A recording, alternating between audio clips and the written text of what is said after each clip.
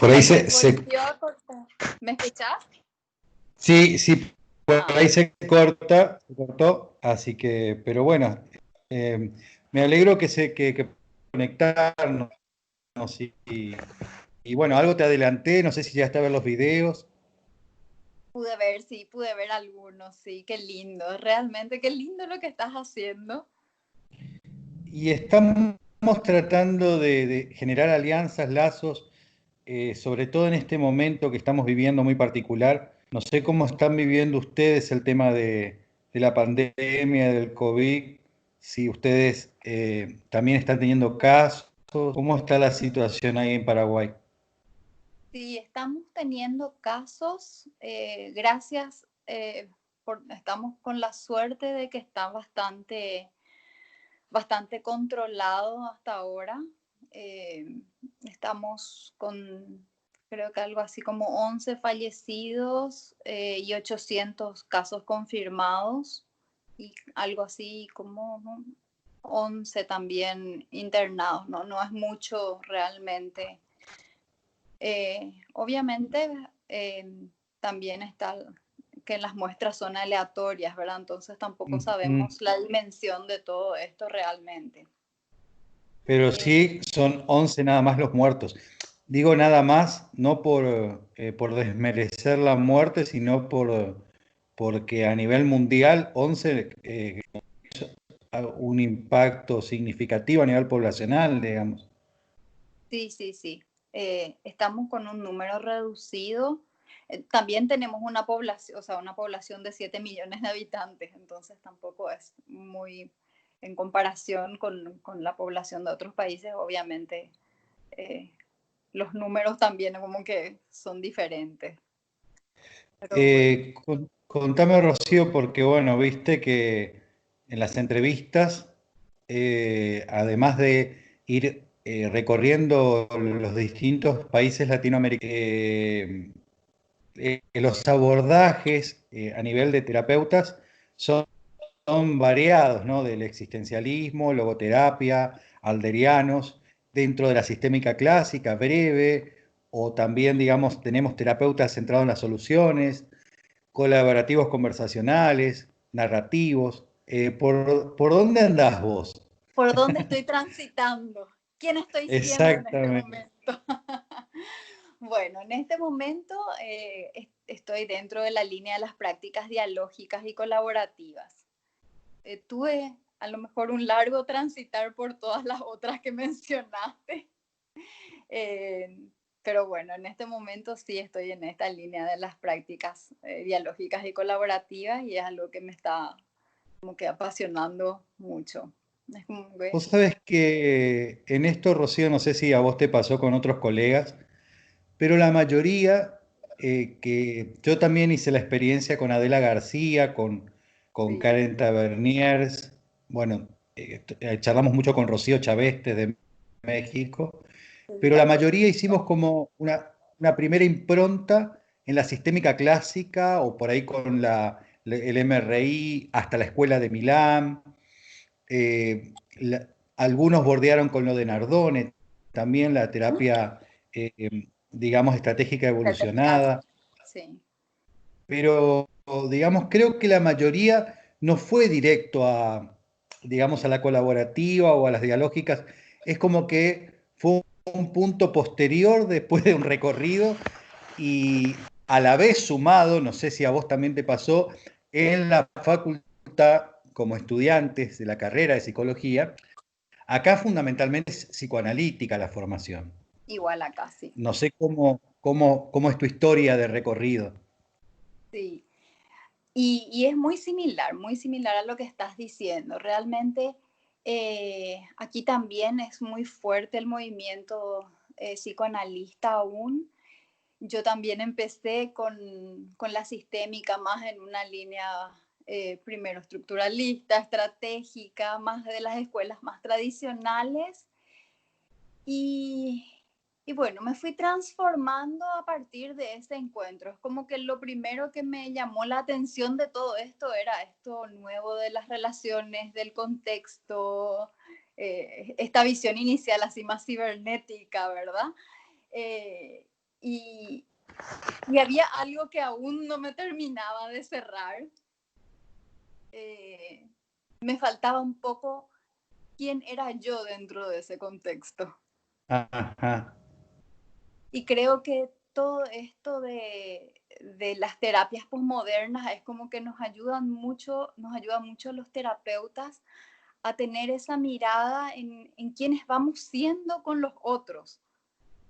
Claro. Y como esto así como que nos va transformando en la relación, pero de manera recíproca. Y fue esto así lo que me enamoró, creo, de esto más posmoderno. Y obviamente todo lo que acompaña eso, un poco esto de aprender a convivir con la incertidumbre, de soltar esta idea del terapeuta que sabe, sino como que abrazar esta idea del terapeuta que acompaña, del terapeuta que de alguna forma aprende que las preguntas son mucho más nutricias que las afirmaciones en el contexto. Y bueno, un poco, no sé si respondo Sí, a sí, lo que... porque más que responder esto, viste, que justamente hacemos en las entrevistas, que es compartir y construir Exacto, un saber, digamos, ¿no? Que no hay un saber previo, sino un saber a descubrir. Y me parece que en la entrevista también hacemos eso un poco, ¿no? totalmente. Y por ahí en esto de cómo fue el acercamiento a estos abordajes, a través de alguien en particular, la formación, cómo te acercaste. Sí, bueno, yo terminé los 2 primeros años de la formación en terapia familiar sistémica. Eh, Habían 2 grupos muy fuertes en la formación. Uno tenía una línea más estratégica y luego el otro que tenía ya una impronta con las terapias posmodernas. Entonces terminé Ah, esos 2 primeros años y dije, bueno, ¿qué pasa si es que me voy y conozco un poco de esta otra escuela de formación? Y ahí fue que empecé a conocer todo esto del construccionismo y empecé a adentrarme un poco más en estas ideas. Luego hice la maestría en prácticas colaborativas y dialógicas y tuve la oportunidad y el privilegio de poder ir al Summer con Jarlín 3 veces.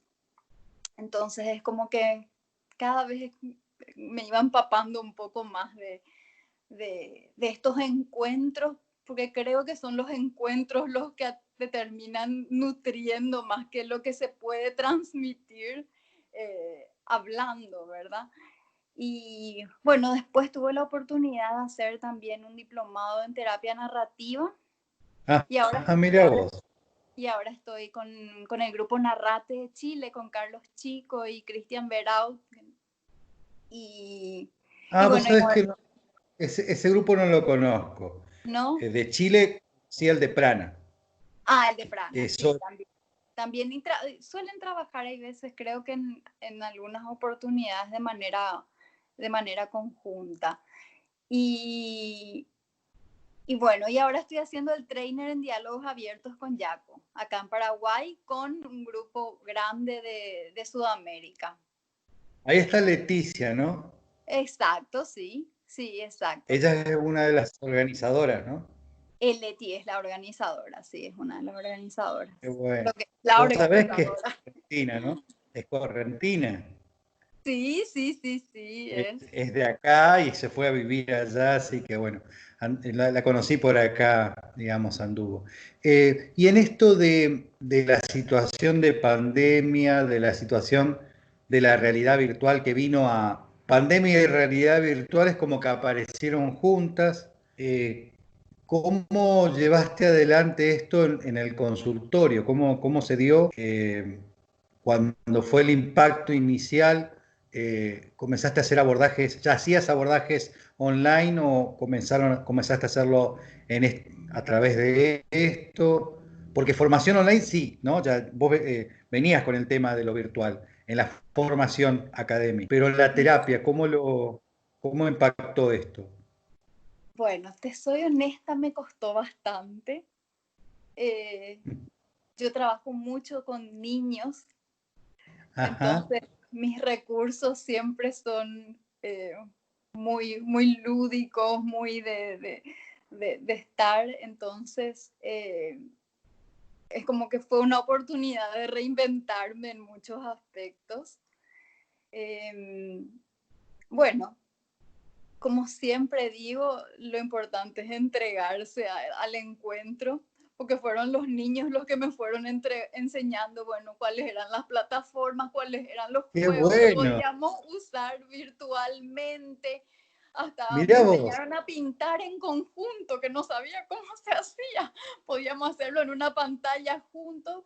Y bueno, fue así como fui aprendiendo realmente de, de ellos que son los expertos. Ellos me fueron claro. enseñando y, y bueno, fue así como que abrirme, flexibilizarme. Igual no puedo negar que siento y quiero esto presencial muchas veces, de poder tener esos gestos de los niños, los abrazos, que son tan lindos, pero bueno, al mismo tiempo fue una oportunidad de flexibilizarme, de aprender, de ser creativa con, con las personas que me tocó. Quizás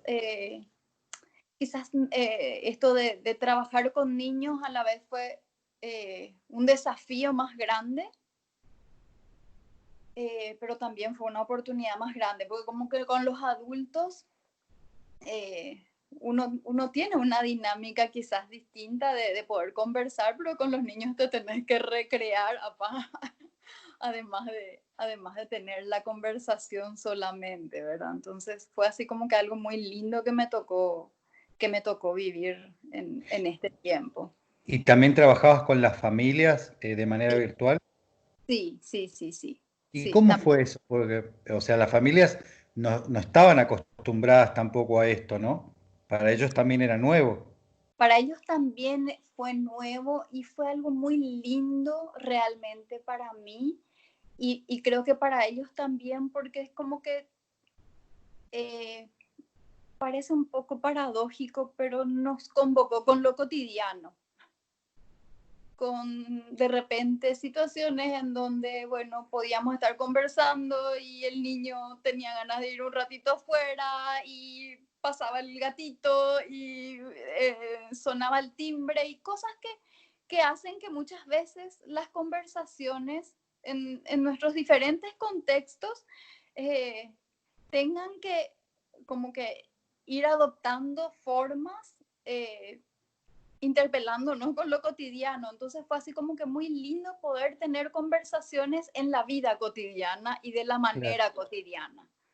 Claro, y para más, en esto me lleva a pensar, ¿no? Esto que estás compartiendo. El adentro y el afuera típico de la modalidad que cuando van a visitarte en el consultorio o vos vas a visitarlo, por si, en algunos casos a su casa, esto es mucho más auténtico, diría. Y por otro lado, la horizontalidad se pone en juego porque así como por ahí, digamos, si vos estabas atendiendo desde tu casa, también pueden pasar cosas por el lado del terapeuta y también pueden pasar cosas por el lado de la familia y lo ponen en una horizontalidad, en algo rizomático muy Total. interesante que me parece que en eso también es una experiencia nueva. Sí, vos sabés que es así tal cual como decís y es como que llevó a replantear la noción de territorialidad. Claro, No es mi territorio, no es su territorio, es un territorio común que de alguna manera se va configurando con lo que tenemos, con lo que nos va pasando a ambos y que son cosas muy cotidianas para todas las personas. Entonces, como que creo que este concepto de territorio y tiempo también fue muy, muy interesante en esta experiencia que nos está tocando vivir. Eh, porque tampoco los tiempos terminaron siendo los mismos. A veces las conversaciones dentro de un consultorio tienen un tiempo quizás más, Sí. más esquemático, entonces estas conversaciones quizás se extendían de una manera diferente porque se pierde también un poco la noción de tiempo que tenemos cuando cambian también las formas, ¿verdad? Entonces fueron así como que dos cosas interesantes que también rescato de esta experiencia. Yo compartía estoy dando la materia de psicología educacional ahora, ¿no? Ujú. Una materia y les decía a los chicos que el crono de la escuela se ve cuestionada y yo creo que todo esto que vos decís, hay una nueva versión de tiempo y de espacio, no hay una cuestión tan clara de barreras arquitectónicas que marcan, digamos, que esto es una cosa o esto es otra cosa. En esto me parece que hay mucho del lado de la invención, de la heurística, la posibilidad de que verdaderamente sea nuevo para ambos, porque por ahí sí no siempre estaba esta cuestión del poder, de que no es lo mismo recibirlo detrás de tu escritorio, o recibirlo en el aula, o recibirlo en el consultorio, porque quieras o no, todavía hay un marco de poder. Acá es como que los dos estamos, docentes y alumnos, terapeuta y paciente, en la misma situación y en el mismo espacio. Así mismo, tal cual.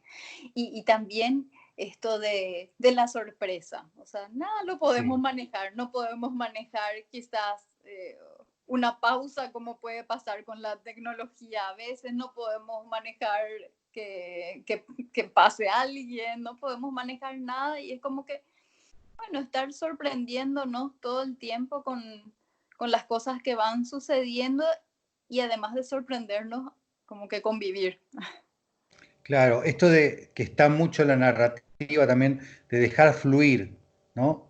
En vez de resolver, ya que vos estás en la narrativa, esto de disolver, Exacto, ¿no? exacto. Qué interesante porque la realidad virtual también se mueve como el agua, en cierta medida, ¿no? Esto que dice Bauman de la realidad líquida, hay una relación entre la realidad líquida y la realidad virtual, y entonces es como que tenemos que aprender a navegar, justamente a navegar, ¿no? Así mismo, sí. Qué linda descripción, sí. Y otra, ¿cómo, ya saliendo de la cuestión de la clínica, pensando en lo comunitario, en lo social, cómo ves el tema del nosotros a nivel de registro de las personas? ¿Esto llevó a plantear un nosotros? ¿Cómo ves el comportamiento social? ¿La gente se entró a cuidar sola, cuidó a su grupo, o hay un planteo de cuestión más macro, de pensar en el nosotros amplio? ¿O cómo lo ves, cómo lo lees a eso en Paraguay en este momento? Bueno, es una opinión muy personal, ¿verdad? Sí, sí, sí. Eh, creo que si bien es cierto, es muy difícil de hablar de cosas absolutas. Sí se generaron movimientos en donde se empezó a construir un nosotros. Eh, incluso creo que en esas pequeñas redes, o sea, no sé si a ustedes les pasaba, pero es como que en algún momento esto del aislamiento, como que teníamos un constructo de que aislarnos era de alguna forma estar en soledad. Y la gente después empezó a crear esto bueno, habilitar Zoom, armar los grupos, reunirse con las familias. Entonces es como que creo que estos constructos absolutos o únicos que a lo mejor teníamos internalizados se fueron de alguna forma replanteando y se fueron construyendo constructos nuevos, solidarios. O sea, podemos estar quizás dentro de casa y a la vez buscar formas de compartir con otros.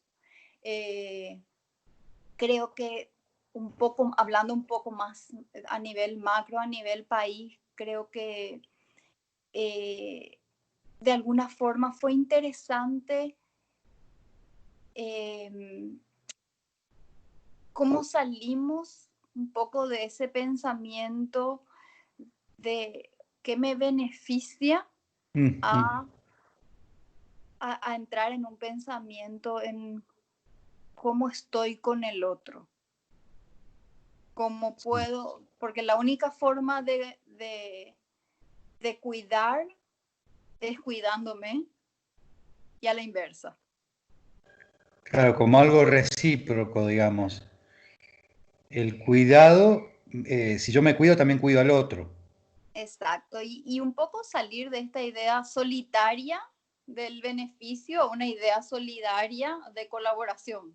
O sea, creo como que son así incipientes quizás, pero son lenguajes nuevos que están surgiendo. O sea, acá yo no sé cuál es el lema que quizás ustedes usan, pero acá es nos cuidamos entre todos. O me cuido yo, te cuido a vos, te cuido a vos, me cuidas. Como que quizás eran lenguajes que estaban tan invisibles en la sociedad porque hay otros lenguajes tan fuertes y de tanto poder que ahora esta situación permitió que emerjan y que me parecen así como lenguajes interesantes porque, bueno, los lenguajes construyen también los mundos. Acá la primera impronta fue una impronta más de un mensaje como directivo que después llevaba a la reflexión del porqué, pero era quédate en casa, ¿no? Y entonces las publicidades eran yo me quedo en casa. Eh, o sea que saltó mucho esto. Yo también pienso, acá hay una distancia muy importante. Nosotros del norte estamos más cerca de ustedes que de Buenos Aires. A Ujú. nivel de compartir cultura, estamos más cerca de Paraguay que de Buenos Aires. Y las directivas salen de Buenos Aires, por más que parezca, este, se habla de federal, pero entonces, fíjate vos, ¿no? Qué interesante la máxima que salió ahí, acá, la máxima que partió de Buenos Aires fue quédate en casa y las publicidades que hacían los medios televisivos eran yo me quedo en casa, o sea, elijo quedarme en casa. O sea, el yo, no, o sea, hacía como que el, no, el nosotros venía después como consecuencia. Y ustedes Ujú. partieron más de un nosotros solidario inicialmente como mensaje. Ujú. Yo creo que acá nos lleva también a plantear que no hay una educación en lo académico, digo, ¿no? Desde el nivel inicial hasta la universidad es una educación por competencia. Esto lo hablábamos con Rita de Brasil. Y que sería bueno que se comience, que esto pueda generar una cuestión más bien, en vez de competencia, de colaboración, Ujú. ¿no? De hablar más de la cuestión del entre nosotros, con nosotros y por el nosotros. Eso creo que hace a toda una cuestión de plantear una educación desde el nivel inicial en adelante que falta, porque toda la educación estaba basada en la tarea, la evaluación y la competencia.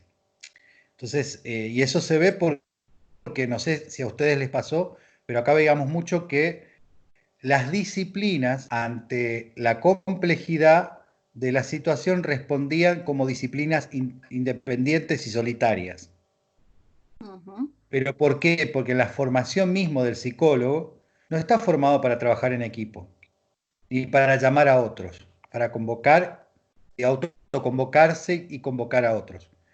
Creo que esto nos llamó a pensar, si es una pregunta compleja, tenemos que juntarnos para responder de manera compleja. Pero Exacto. es un, vos utilizaste una palabra importante de transformación, no es cambio. Esto involucra una transformación del ser humano, Ujú. Sí, de la educación y de la salud, sí. Sí, yo como, creo como que político. es así, y creo que es así un punto común en, sí, que tenemos. A nosotros nos pasó lo mismo y acá creo que la situación que sucedió cuando, bueno, cuando los chicos, porque acá no sé si ustedes también, pero nosotros no vamos a tener clases durante todo el año. Por ahora no tenemos clase en el aula, hasta nuevo Claro, aviso.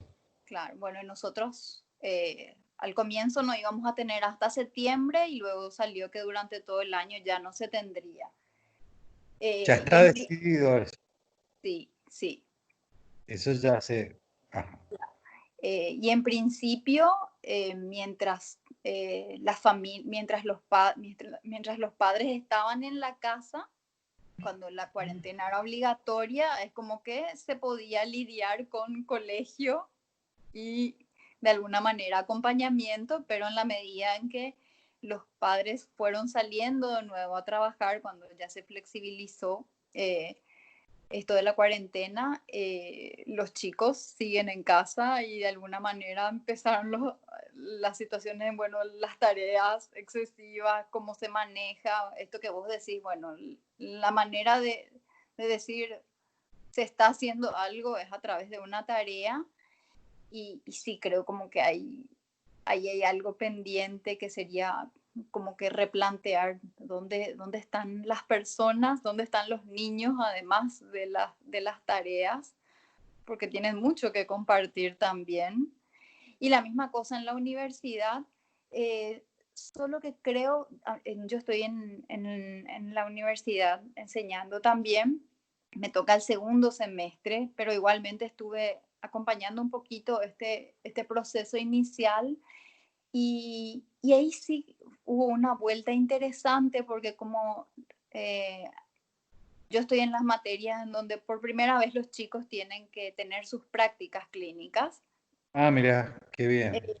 Entonces, bueno, la cuestión era cómo se hace esto, ¿verdad? ¿Cómo se hace? Porque esto sí era nuevo para la facultad, esto de hacer las prácticas.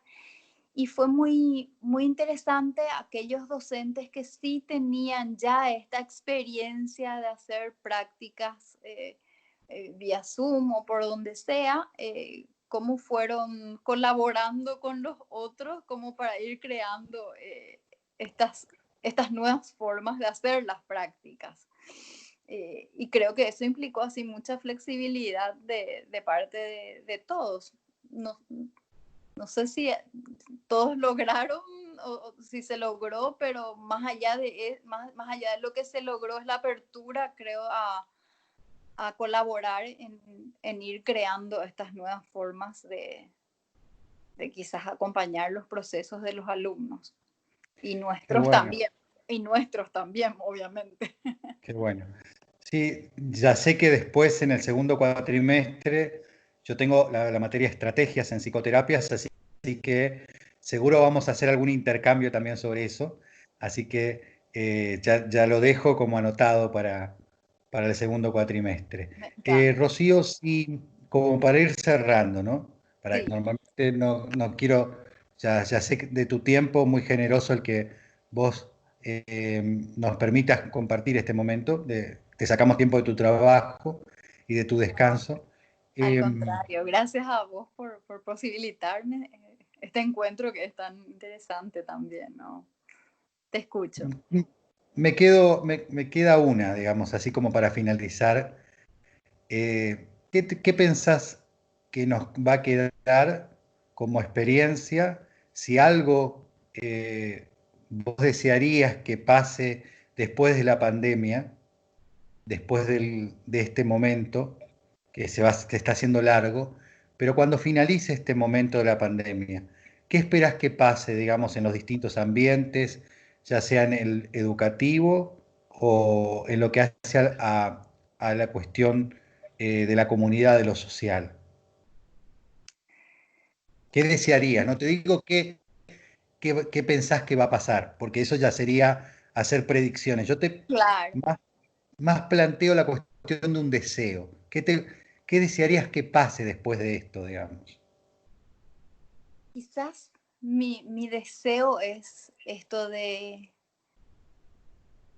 poder eh, darnos cuenta de que somos con los otros.